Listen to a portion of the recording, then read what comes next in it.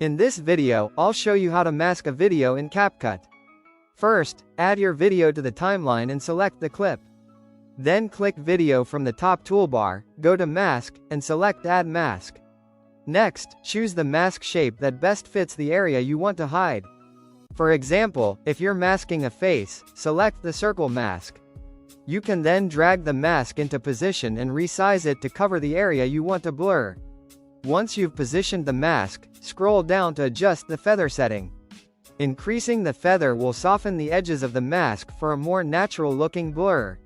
If the object you're masking moves throughout the video, scroll down to Track Mask and click Track.